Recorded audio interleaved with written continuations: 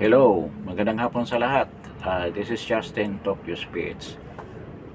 Magandang hapon din, good afternoon din doon sa mga subscribers natin, mga viewers natin na nasa labas ng ating bansa. Good afternoon to everyone. Kung anumang time zone ninyo ngayon, anong oras, good day na lang sa inyo. At before anything else, I would like to request sana mag-like kayo, share and subscribe this channel, Justin Talk News PH. This afternoon, pag-usapan natin itong isang topic. Medyo lalabas lang tayo sa campaign topics, no, na halos lahat ay pinag-usapan right now dahil ngayon ang Pilipinas ay nasa campaign season for the upcoming election on May 12, 2025. That's a midterm election. Ngayon, this afternoon, pag-usapan natin itong tungkol sa EDCA sites natin. Kasi merong major development nga na nangyari. In my previous vlog, I talk about yung nangyari sa Oval Office, sa White House, with President Trump and si Zelensky of Ukraine. Ngayon, ang nangyari, kasi kitang-kita naman yung disrespect na ginawa ni Zelensky doon sa pinaka-powerful na presidente sa buong mundo na si President Trump. So, yung mga butante ni President Trump, yung mga citizens ng US, nagagalit din kay Zelensky dahil sa inaasal niya na parang hindi niya nirespeto ang pinuno ng isang napakalaking bansa, napakalakas, where in fact we are the most powerful nation in the world. Tapos ganyan ang treatment niya, kaya nakakagalit din yan sa mga citizens ng US. So ngayon, merong major development kasi kung naalala ninyo, noong pa si President Trump, kahit na doon sa first term niya, ayaw talaga niya yung ginagawa ng NATO kasi ang pinaka major na nagbibigay ng security sa lahat ng mga NATO members, lahat ng mga bansa dyan ay mismong US din. So halos lahat na mga countries mayroong base, ang military base, air base ang US military dyan sa Europe, all over Europe. To name a few, Germany, napakaraming airbase dyan ng US, kaya ang daming nakastation dyan ng mga military personnel sa Air Force, lahat na component ng military ng US ay nandyan. Napakaraming airbase dyan. Meron din airbase sa Italy. Dito sa part na yan, ang karamihan, ang pinakamaraming airbase ay nandiyan sa Italy. Napakarami ng airbase dyan. Airbase, military base, basta napakarami niyan. Meron nga din sa Greece, meron din sa Turkey, meron din sa Portugal, meron din sa Netherlands, meron din sa Spain. So kalat na kalat ng mga military base dyan sa US kasi sila nga ang tumatayong nagpalaganap ng security ng buong Europe. Yung NATO nakasandal sa kanila, North Atlantic Treaty Organization nakasandal sa kanila. Meron din sa meron sa UK, merong ilang bases dyan sa UK.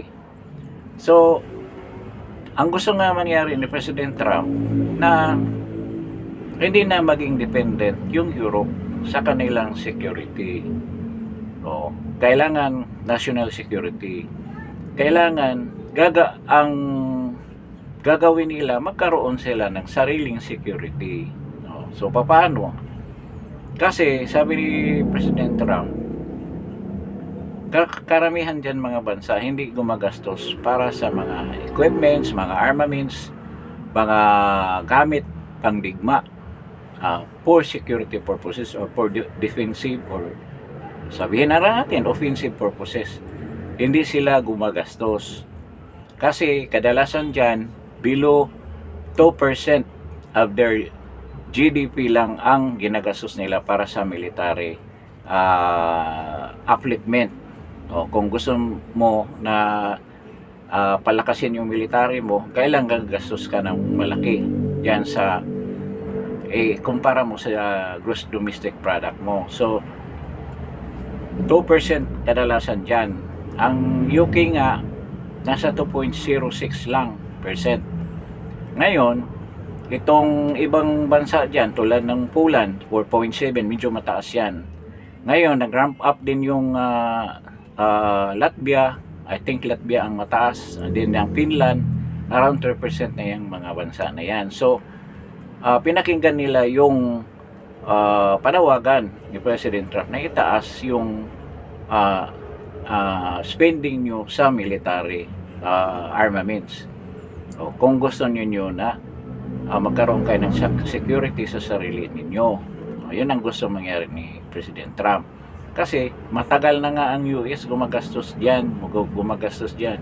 Nandiyan yung mga personnel nila. Sila mo nag-provide ng ng mga equipment, ng mga jet, mga other armaments, war armaments. Nandiyan ang US ang nag-provide. Kaya nga yun ngayon ayaw na ni President Trump na mangyari yan. So kailangan gumastos ang bawat bansa ng mataas. Ang kanyang gusto mangyari 5%, katulad ng almost 5% ang Poland nasa 4.7. Ang Finland I think is 3.6% to GDP ang kanilang military expenditures. Ngayon, maraming tatanong, paano yan na tulad dito sa nangyari sa Ukraine na binibigyan nila ng aid. Ngayon, sabi ni President Trump, dahil nabanas nga siya na nagalit siya doon sa inaasta ni Zelensky, sinabi na niya hindi sila magbibigay ng aid, military aid. I-cut na nila yung military aid na yan. O ayaw na nila magbigay dyan kay Zelensky. Ngayon, tanong ng iba, bakit yan ang gusto ng US? Kasi ganito yon. Purely si President Trump talaga magaling siya sa mga deal, mga trades, mga negosyo. Kasi ang gusto rin niya mangyari, kung magpalakas kayo ng kanyang inyong military strength, kailangan yung mga equipment ninyo nabibilhin, tanke, frigate, missiles, ganyan, ay galing sa US. So, at least yung source niya ay galing sa US. So doon kikita ang US. Kasi ibig sabihin, kung magtaas ka ng itaas mo yung percentage mo to GDP, ilang billions ang halaga niyan. Lalo na kung yung malalakas na bansa, ilang billions ang kikitain ng US yan. Ang halaga ng mga equipments na bibilhin mo na mostly galing sa US. So, negosyo pa rin yan. So, diyan kikita ang US. Kasi isa sa mga requirement din niya, pwede, nung sinabi niya kasi na kung hindi nyo gagawin yan, ipo-pull out ko na yung mga base namin dyan. Isasara na namin, i-pull out ko yung 20,000 kasi almost 100,000 pa lang sundalo na dyan sa Europe. 100,000 foot soldiers. So ang gagawin niya, 20,000 daw, i-withdraw niya yan. Kung ganyan. Di maraming natatakot kasi tinatakot na nga ni Zelensky na ang susunod daw na atakihin yung ibang mga bansa na malapit sa Ukraine tulad ng Romania, Latvia, Hungary, Bulgaria. Yun ang sinabi ni Zelensky na wala namang basihan, sa totoo lang na talagang atake ang Russia.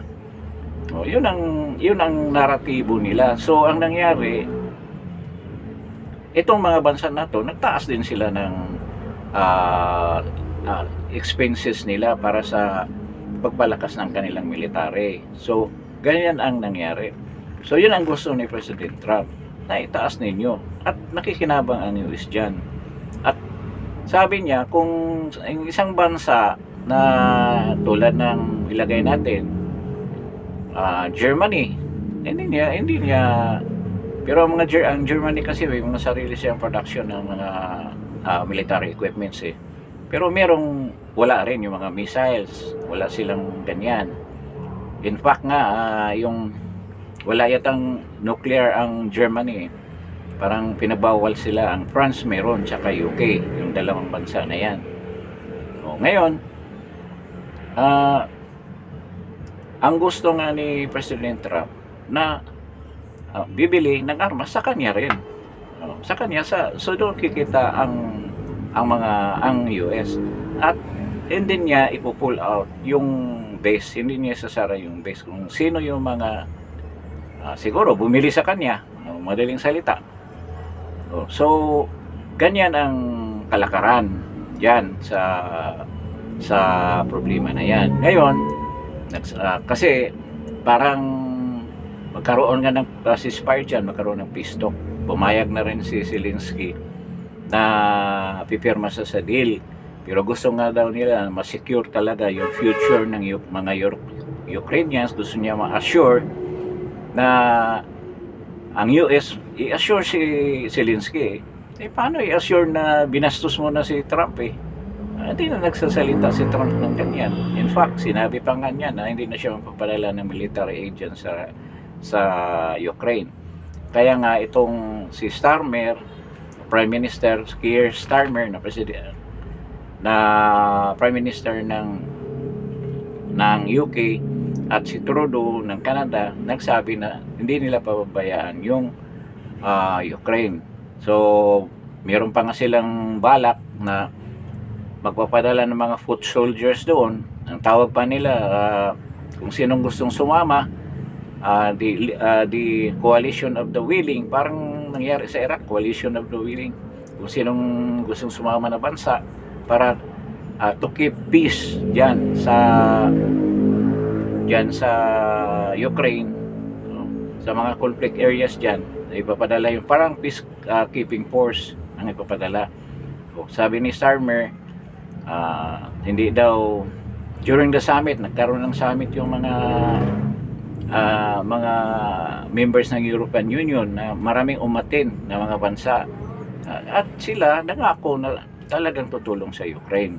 Pero sa dulo ng salita ni Keir Starmer, sinabi niya na kalyado pa rin nila ang US. Diba? Hindi nila basta-basta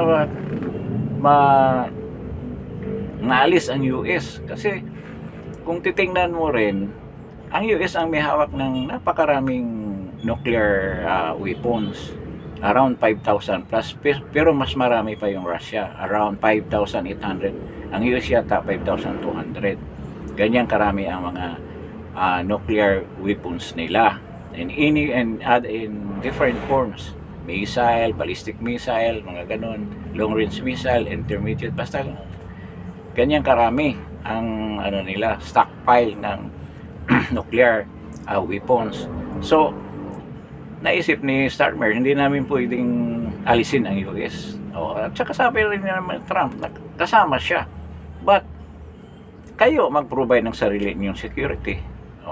Hindi na si President Trump magpadala ng foot soldiers dyan sa Ukraine. Kayo mag-provide. Marami naman nagsabi kasi ngayon, kahapon yata nagsimula, the other day nagkaroon ng military exercises. Maraming sumali na country dyan sa Romania. Katabi lang kasi ang Romania sa Ukraine, sa may Baltic Sea. Kasama yung Estonia, yung mga lugar na yan. May kasama yata ang Turkey dyan sa exercise na yan. Basta maraming sumama na bansa. Around 10,000 daw yung sumama. So yun ang standby force nila in case kung atake si Putin daw sa kanila dyan ulit dyan sa Ukraine. Yan ang unang sasagupa na pwersa. Pero sa tingin ko hindi mangyayari yan. Ngayon na mayroon ng peace talk, mayroon ng ceasefire. Kaya ang sabi ni Zelensky, kailangan ma-assure daw yung ano nila, yung security. Sinabi rin naman ng US yan. Kaya nga ito, nagkamali lang doon si Zelensky. Parang hindi niya naintindihan yung sinasabi ni Trump.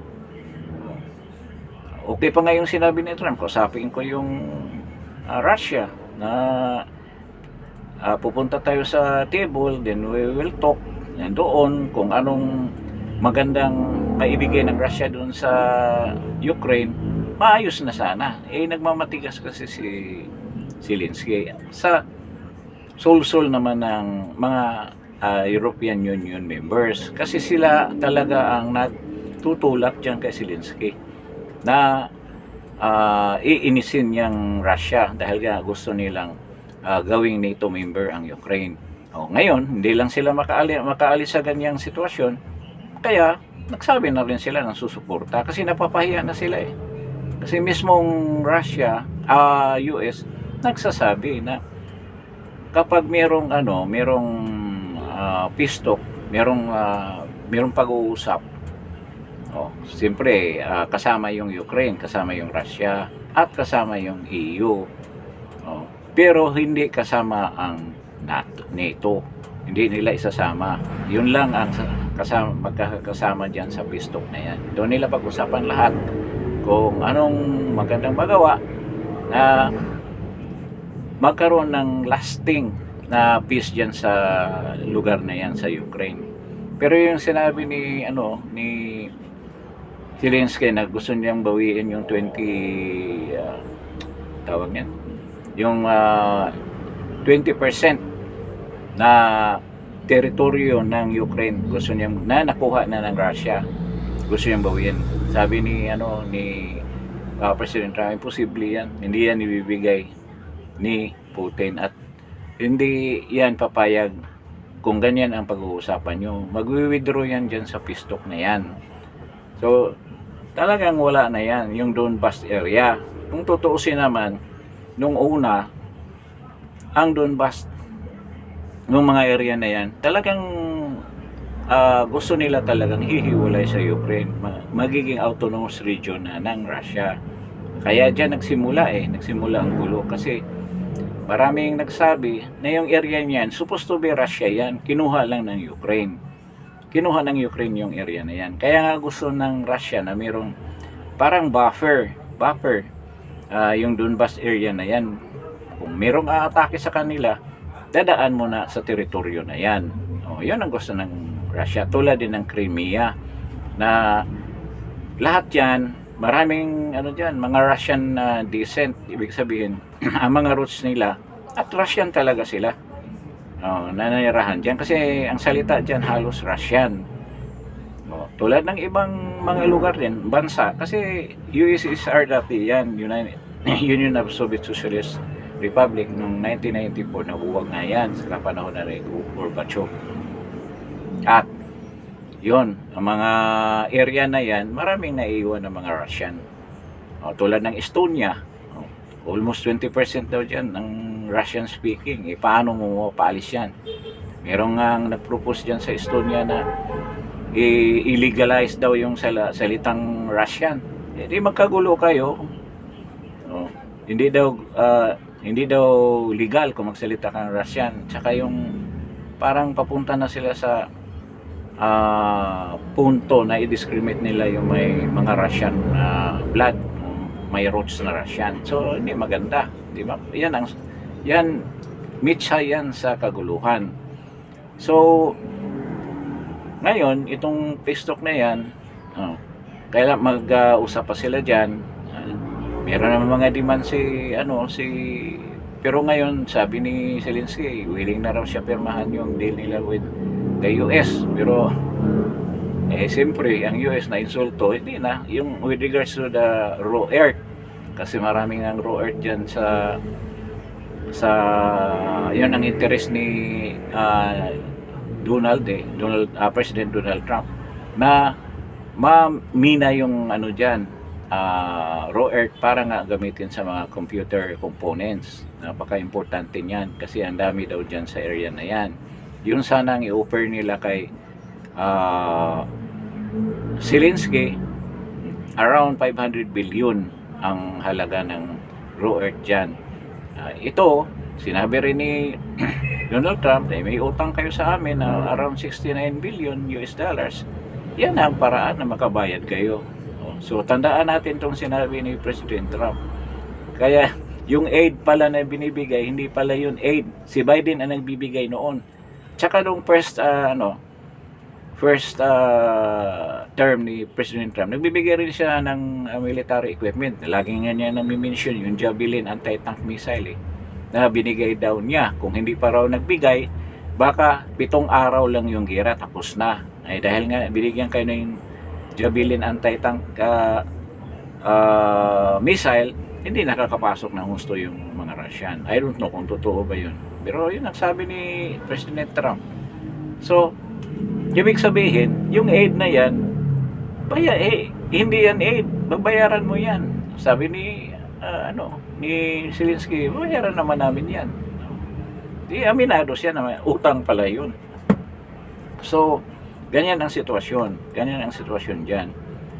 Ngayon, itong grupo kanina, Trudeau, ang namumuno dito si Prime Minister ng UK, si Starmer, at saka yung napakainit magsalita na Poland na Prime Minister, talagang kinalaban niya yung US, yung taga Finland din si Merz, yung bagong Chancellor ng Germany. Of course, si Macron talagang sa bagay, minsan si Macron okay naman sa US pero minsan din siya nga nagpropose na magdala daw ng magkaroon ng umbrella, nuclear umbrella yung Europe. Ang dadalhin daw yung mga jet ng France doon sa Germany kasi malapit ang Germany sa Russia. Doon station yung mga jet na yun na may kargado ng mga nuclear bombs, nuclear warhead na mga missile. Yun ang sabi niya, para daw in case na mayroong attempt si President Putin na atakihin ulit ang Ukraine, merong sasagot ka agad sa ganyang sitwasyon. Pero sabi ni Putin, bakit gagawin namin yan? Pipistok na nga tayo yan ang sabi ni Putin. At with regards naman daw, kasi marami naiinis lalo na yung dating Russian ambassador ng US. Bakit nakipag-usap ka dyan ni Putin? Kasi daw kapanahonan ni Saddam Hussein sa Iraq, hindi naman daw ang US nakipag-usap kay Saddam. Doon sa Libya, ganun din. Hindi sila nakipag-usap kay Gaddafi. At sa Syria, kay Assad, hindi sila nakipag-usap. Bakit ngayon daw sa Afghanistan, yung mga Taliban doon, hindi naman nating kinakausap? Ibig sabihin, ang US hindi nakipag-usap, nakipag-gira lang. Kasi mayroong nga nagsalita na talagang nakaplano yun, 7 wars, 7 gira yan na ilulunce ng US. Ang nagsalita nito si Jeffrey Sachs, di ba? Yung Jeffrey Sachs, yung Columbian University professor na nagiging advisor ng Gorbachev. Kaya marami rin nagsasalita. Ito si Sachs nagsasalita na alam naman namin natuta yan ni Putin. Kaya walang masamang sasabihin yan laban kay Putin. Sa bagay, maraming punto rin naman doon si Jeffrey Sachs sa speech niya sa EU nung 5 days ago yata, 6 days ago, na maraming na shock before nangyari itong altercation nila Zelensky at ni President Trump. Maraming na shock daw. Pero ako, alam ko na yan dahil narinig ko na sa kanya yan maraming beses. Yung kay Sachs na talagang dinitalye niya yung since pagkatapos ng gera, kung ano nangyari, may historical siya yan, narrative. So itong punto nga na isa siya sa nag-advise ni Gorbachev na buwagin yung USSR, so, yung Union of Soviet Socialist Republic, kaya nga nagkabasag-basag na yung USSR. Ngayon, yung na mga ibang bansa dyan na dating member tulad ng Bulgaria, Romania, Ukraine, dating member ng USSR yan na ngayon member na ng NATO yung iba. ganon. Kaya yung si Jeffrey Sachs, no, marami ring ayaw sa kanya, no. Alam na kakampi siya talaga ng mga Russian. Pero maganda rin yung ano niya kasi it's all about peace. Peace talaga, dapat itigil na yung gera niyan at mag-usap. Tama rin naman yun. So ito nga ano, term ni Starmer na Atlantic European connection, kasi Atlantic ibig sabihin yung Canada at saka UK, ang Iceland kasama rin kasi dyan eh. Then ang European Union, yun sila magkakampi. So sabi pa nga nila, this is a force, pang-apat na pwersa kasi US, China, Russia, tsaka yung EU, yung European countries. So apat na block na raw yung mundo natin. Of course, meron namang Indo-Pacific. Dito yung Japan, South Korea, Taiwan, tayo, Pilipinas, ibang bansa sa Asia. So, yun ang another block naman yun. So, tinatawag nila ni President Trump na Indo-Pacific. So, pupunta tayo dyan mamaya. Ngayon, sila Starmer ngayon ang sinasabi na palakasin natin to. Susunod sila sasabihin ni President Trump na magtaas sila ng expenditure sa military para i-strengthen yung military. Kung hindi 3%, 4%, ganyan. At makikinabang ng gusto ng US. Dahil nga, mga equipments galing din naman sa US bibilhin. Yan naman ang nag-o-offer ng mga medyo mataas ang quality at updated at high technology na mga equipments, mga missile, jet, mga iba pang mga equipments, mga baril, lahat. Pwede nilang i-purchase yan galing sa US. Yun naman ang gusto mangyari ni President Trump. So, nandiyan na tayo sa scenario diyan sa Europe. So, yun, maraming against sa US at marami din naman pabor sa US. Kasi si President Trump gusto na talaga niya mag-peace talk. At saka si Putin. Meron pa ngang point doon na nagagalit yung mga Europeans. Bakit daw makipag-usap ka ni Putin at nakipag-deal pa si President Trump kay Putin. Ano yung deal? With regards to raw earth. Kasi ayaw na nga ni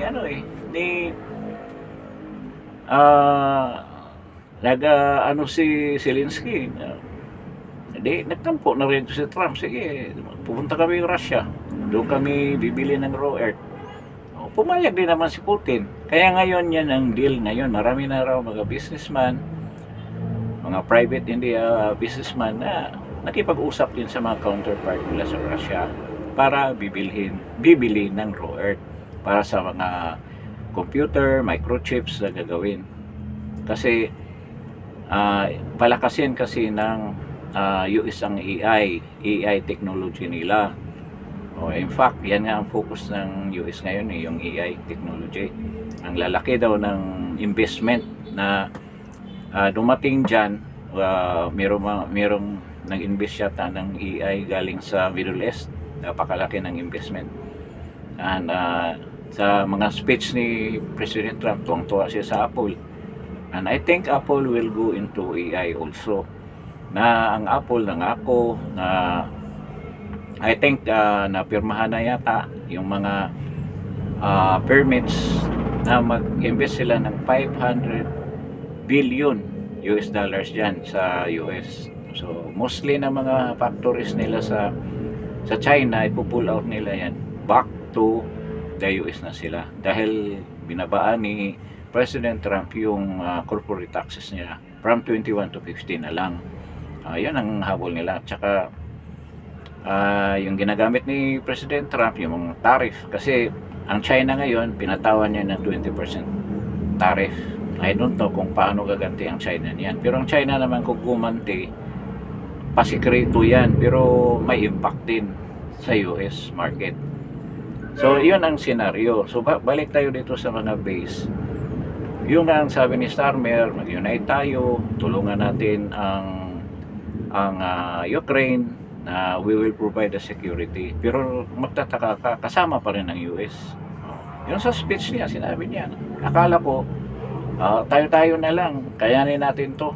Eh, wala silang ganyang kalaking pera. At saka, tandaan nyo, kung magkaroon talaga ng confrontation ng Russia with the EU, na wala ang US, tatalo sila. Kasi, ipagsama mo man lahat na country dyan sa Europe, 1.3 lang ang dami ng sundalo nila. I think baliktad yata 1.5. Pero ang standing count ng head count ng military personnel ng Russia is around 1.3 billion. Kita mo yan.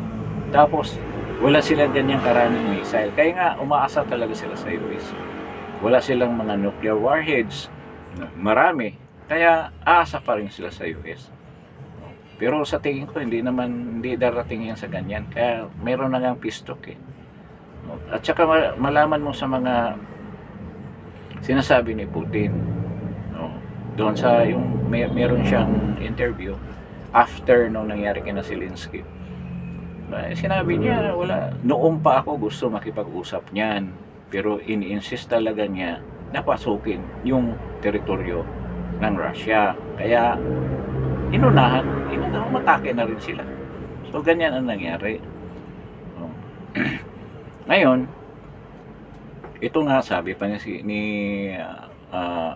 nag-usap daw sila ni Xi Jinping, sabi ni Putin, okay daw yung magkaroon ng peace at gustong sasama ang China at other nations that hindi lang mga European countries. Gustong sumama diyan sa siguro peacekeeping force, magpapadala rin. Baka Pilipinas nga aarte na naman to si Bongbong, baka magpapadala ng doon, peacekeeping force sasama para bumango kay President Trump. So puntahan din natin yung, kasi yun ang title natin, kung hindi ba maapektuhan yung sides natin. Kasi sinabi ko kanina na isa sa mga areas na tinitingnan ni President Trump, hindi lang ang Europe, kung hindi ang Indo-Pacific, kung nasaan ang Pilipinas. Sa Indo-Pacific naman, may mga countries dyan na talagang may base ang US. Alam naman natin yan. Yung South Korea, meron. Ang Japan, napakaraming bases dyan. Ang Taiwan, ang Pilipinas. Yan ang major na mga countries na mayroong mga bases. Pero kung makikita mo, kung i-implement mo yung sinabi ni President Trump na kailangan gagastos kayo ng up to 5% sa GDP ninyo para sa military, to strengthen your military. So, ibig sabihin, nakikita mo sa Japan, ang daming Japan at Taiwan at saka Korea, silang tatlo. Ang daming binili na military equipment ang mga countries na yan. Lalo na ang Japan at South Korea. Ang dami. Ang Taiwan din, bago lang bumili ng mga jet. F-35 ito ang binili. Then, ang Japan, umorder na ng Typhoon missiles. Ganon din ang South Korea. So, nakikita mo sila, may pera sila na pangbili ng mga equipment na to. So, makikita mo. Ngayon, kahit tayo, meron tayong tawag nito, military alliance ng US, wala naman tayong means na bumili ng mga equipments na yan. Di ba? We're in fact, medyo madilim.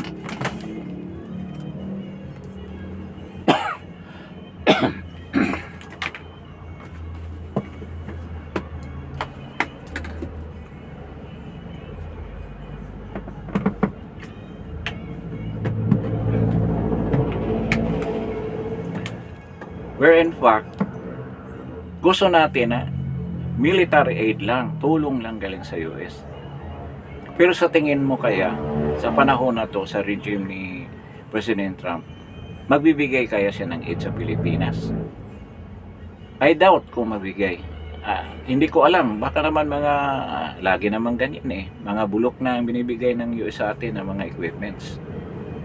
Ngayon, nakita mo nga ang Ukraine talagang dinaanan na ng gira against Russia. Pero ayaw pa nila magbigay na ngayon ng military aid dahil alam mo naman yung si Biden eh, kalaban mortal ni ano yan eh, ni President Trump. O, hindi niya gayahin yun. So, dito sa Pilipinas, yun nga ang malaking tanong. Kung patuloy ba magbigay ng military aid ang US dito? Where in fact, pinatigil na yan ni Elon Musk ang USAID. Kasi marami silang na-discover mga kalokohan dyan sa USAID. Kung sino-silo na ang binibigyan at hindi naman tama yung paggamit ng pundo na yan, kaya pinatigil ni Elon Musk.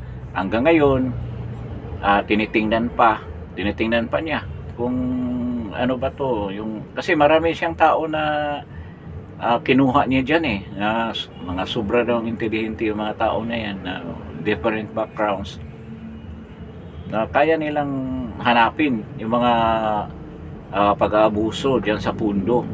Makita mo ang US na pagkagaling ng ano nila, hinahanap nila ang pundo talaga na winaldas nung nakaraang administrasyon at nakaraang administrasyon pa. So, nag-streamline sila ngayon. So ito,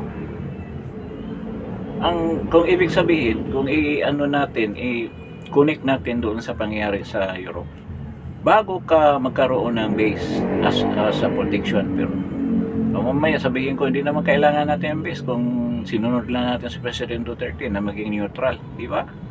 Bakit kailangan pa natin ang base? So i-upgrade lang natin yung ano natin, mga military equipments natin, ang armaments natin, pero hindi na kailangan tayo na magkaroon ng base sa US. Magnet pa yan sa gulo. Pero tulad ng Japan, na humihingi sila talaga ng security from the US, kaya napipilitan sila bumili ng mga equipments from the US. Yun ang bargain eh. Okay, protektahan ko kayo. Parang ganun nangyari sa Europe. Nandiyan yung mga sundalo namin, ang equipments namin, mga missile, ilagay namin dyan. Pero bibili kayo ng equipment sa amin. So yun nangyari sa Japan. Yun din nangyari sa Taiwan. Sige, protektahan kayo namin. Huwag kayo mag-alala, protektahan namin kayo, ang security ninyo. National security ninyo, protektahan namin. Pero bumili muna kayo ng armas sa amin. Ganyan kasimple yung usapan. Ngayon sa Pilipinas, sige, lagyan ko kayo ng base dyan. Lagyan ko kayo ng base. Basta bumili kayo ng ng tawag niyan, ng equipment sa atin. Wala nga tayong pambili eh. Di ba? Wala tayong pambili eh. Na-defund nga yung military natin. 50 billion pesos pa nga lang eh. Defunded na pambili ng military natin ngayon. Wala. Siguro ang Japan, baka 5% to GDP ang nila. Ang ratio nila doon sa military equipment expenses. Pati Taiwan. Pero tayo wala. Zero. Sigurado yun. So, ang ibig sabihin, itong mga pautot ni PBBM diyan sa South China Sea, papansinin kaya ito ni Donald Trump, ni President Trump, yung mga pautot na yan. Sa Ukraine nga hindi ayaw na nga magbigay ng aid eh. So anong mangyari diyan sa mga provocation nila para mapansin ng US, para kakampihan? Hindi na mangyayari yan, nakakampihan kayo with this situation. Yan, napakalubha na nga ng nangyari sa Europa. Diyan sa Ukraine. Ayaw pa ng US na magbibigay ng military aid. Dito pa kaya sa atin. Kung magbibigay man, meron siya namang ibang reason. Dahil siguro meron tayong MDF, Mutual Defense Treaty, MDT, Mutual Defense Treaty, at saka may IDCA na pinirmahan. Pero hindi na kasi threat ang China by this time, kasi trade war na lang nangyayari. Yung mga provocation ng administrasyon ni PBBM, nakakatawa na lang yan. Kaya hindi kinakagat ng US yan eh, kahit nakapanahon na ni Biden. Walang isang barko na pangdigma na pinadala ang US dyan. Despite nung ang dami nilang gimmick dyan, binangga kami, naputulan ng daliri. Walang sumaklulo dyan. Kasi yan, sa totoo lang, sinabi na ni Obama yan with regards to territorial dispute. Ang US hindi makikialam, bahala na kayo dyan. O yun ang totoo. O tayo naman, mga Pilipino, inaapi kami. Hindi nga yan obra yung api-api. O, yung Ukraine, million ang namatay. O, ano nangyari? Peace talk lang. Million na namatay dyan. Sundalo, tsaka baka sobra pa sa million. Kasi sabi ni President Trump, million daw yung mga sundalo, ay kasamang civilian, baka 3 million na patay dyan. So, mag 3 million muna tayo bago wag naman. Kaya makita ninyo, ano yan eh, exercise in futility lang yung ginagawa nyo dyan sa yung sinasabi niyo West Philippine Sea, gulo tayo. Sa totoo lang, madali lang naman yan solusyonan kung mag-uusap lang. Ngayon nga, nangyari sa Ukraine. Galing sila sa malubhang gera. Ang daming namatay. Nag-uusap pa pagkatapos. Hindi ba natin kayang gagawin yan? Wala pa namang namatay dyan eh. Sa South China Sea. We're in fact, during the regime of President Duterte, we have a very good relation with China.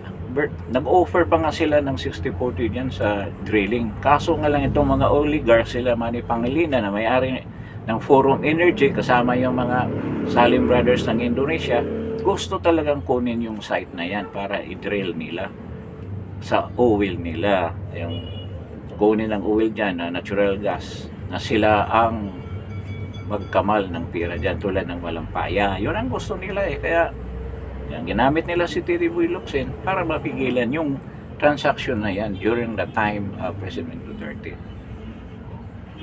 Magdasal lang tayo na si Vice President Sara ang maging presidente. Mawala ang gulo dyan sa area niyan, sigurado. First day pa lang. Tulad ng ginagawa ni Trump. Style Duterte na rin si Trump eh. Mabilisan eh. Sipin mo yung mga dokumento na 1 decade na hindi na issue. 1 week lang daw sa kanya. Pirmado na lahat. Sige, magsimula na kayo ng negosyo. This is with regards to total gas.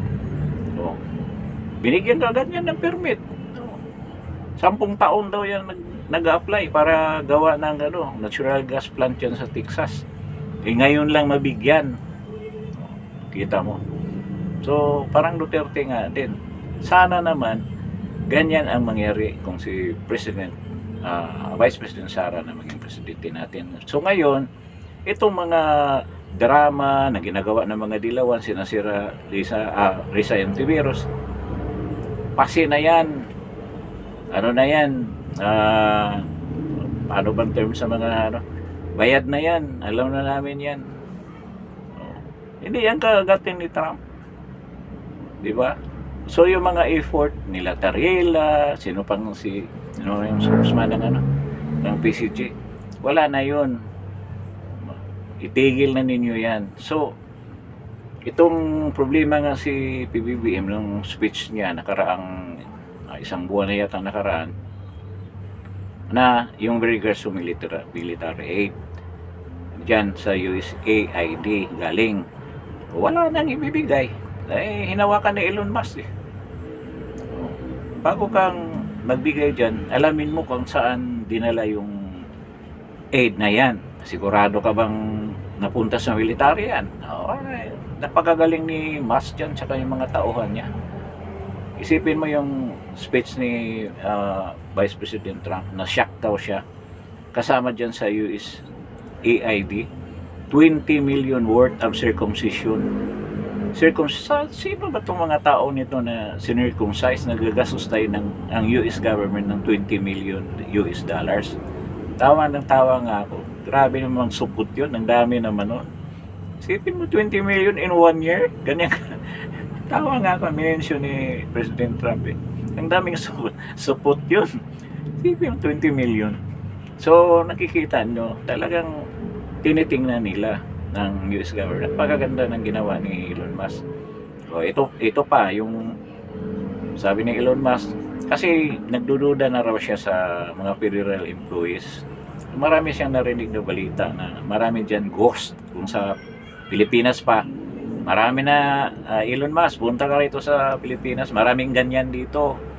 Mga mayor, usually mga mayor ang gumagawa niyan eh. Maraming ghost employees, marami yan dito sa Pilipinas. At nangyari rin pala yan sa US. Kasi ang ginawa niya, lahat na mga pangalan ng mga federal employees sa X, pinadalhan niya ng email. Salita pa siya sa X na, na mag-response kayo kung saan na kayo. Pero sabi naman ng mga governor, it's not compulsory to response to that email message. Pero sabi ni Elon Musk, kung 2 million ang estimated nila na mga empleyado nila sa federal government, 1 million ang sumagot. So ibig sabihin doon sa 1 million, ibig sabihin marami talagang wala na yan, hindi na nag-i-exist. O ibig sabihin patay na. O parang cost employee nga na patuloy tumatanggap ng sahod galing sa federal government. Yun ang ibig niya sabihin. So napakagaling paano niya na-discover yun. Simple lang yung paraan niya. Tsaka marami naman siyang na-discover yung sa health, yung sa isa pa yung yung mga illegal migrants. Ultimately, meron din ako i-discuss regarding that on my next vlog. Na concerning din dito sa atin. So ngayon, yan, pinag-usapan natin itong EDCA sites. I don't know kung gagalawin ba nila yan. But definitely, yung paglalagay dyan ng Typhoon missile, hindi mangyayari yan. Ganyan. Tama lang siguro yan. Ginamit sa exercise yung isang Typhoon missile dyan para makabisado ng mga Pilipino. Or ginawa lang yan marketing material. Oh, pinakita na ni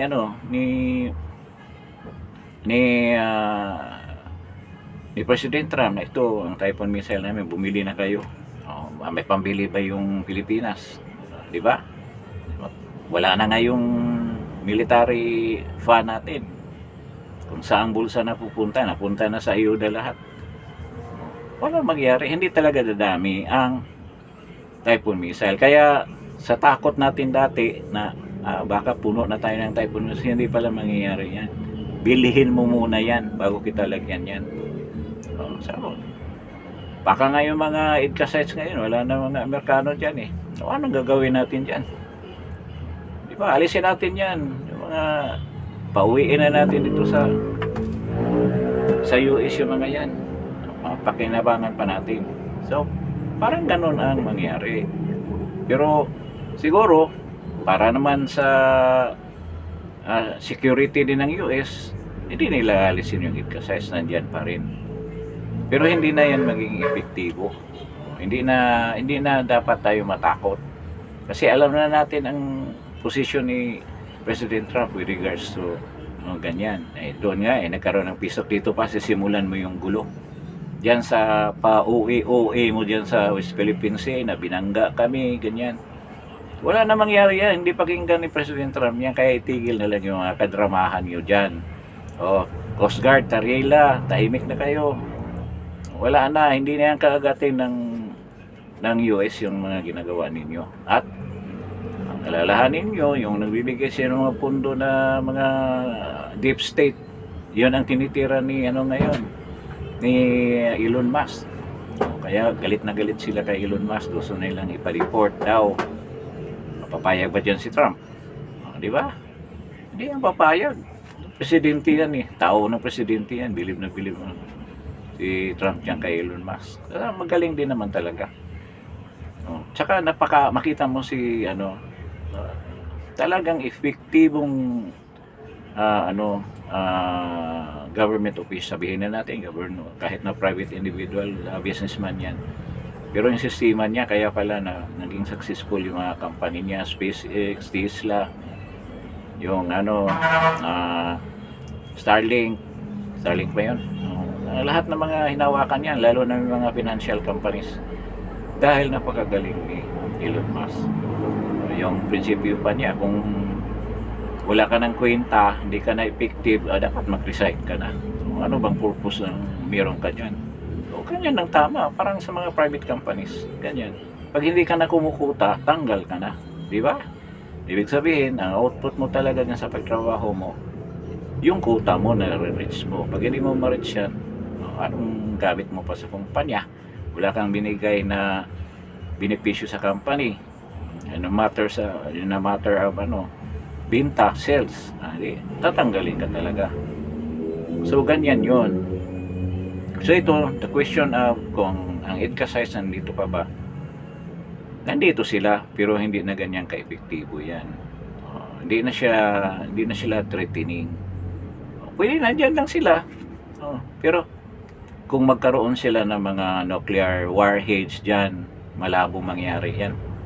Dahil bago ka magkaroon, bibili ka muna. Anong pambili ng Pilipinas? Sinabi na yan ni PBBM no, nabibili tayo. Anong pambili mo nga? Lalo na ngayon na mabuti pa sa kapanahonan ni President Duterte. Ang dami natin nabili ng mga helicopters, Black Hawk, attack helicopters, frigate, ang dami natin nabili. Yung ginamit doon sa Tawi-Tawi na panghabol sa mga busayap, yung fast craft na yon, ang dami natin nabili ng ganyan. So ngayon, may nabili ba? Sige nga, magsabihin ninyo kung saan nyo binili. Kahit nasabihin nyo, sa ano lang, lapu-lapu nyo binili. May pagawaan din ng mga ganyan yan doon eh. So ibig sabihin, hindi talaga mangyari na magkaroon tayo ng military aid na ganyan. Tsaka yung mga EDCA sites, pwedeng nandyan lang yun. Pero wala na tayong dapat ikatakot dyan. Hindi yan magkaroon ng mga intermediate missile na Typhoon, launchers, tsaka yung Tomahawk. Dahil kailangan bilihin muna natin yan bago tayo magkaroon ng ganyan. Yon ang bagong polisiya ni President Trump. Hindi yan ibibigay sa atin. Bilhin natin yan. Yan, tandaan ninyo. So, siguro dito sa topic na to, na-discuss na natin. So, pwedeng na, ito nga, ulitin ko, pwedeng may EDCA sites pa rin. Pero, ano na lang yan. Tambayan na lang ng mga Amerikano yan. Diba? Diyan na sila lalo na yung mga malapit sa syudad, R&R. Para nangyari nung Olongapo dati. Diba? Base, Mactan Air Base, yung Cavite, Sangli Point. Mga base ng yan dati. Diyan nag-R&R yung mga yung lalo na sa Olongapo. Diyan sa Subic Bay. Tindi ng dyan. Tindi ng mga bahar dyan noon. Baka ganyan na mangyari dyan. Pero pag sabihin mo na lagyan ng missile yan, malabo yan. So, medyo mahaba na itong usapan natin with regards to this topic. At salamat sa pakinig ninyo dito sa topic na to at dito sa channel na to ni Justin Talk News Speeds. Salamat din doon sa mga bagong viewers at I hope mag-subscribe naman kayo. Paisa-isa lang, pakitulong nga naman ninyo itong channel na to, Justin Talk News Speeds. So sa susunod nating vlog, magkikita tayo ulit at thank you at magandang hapon sa inyong lahat.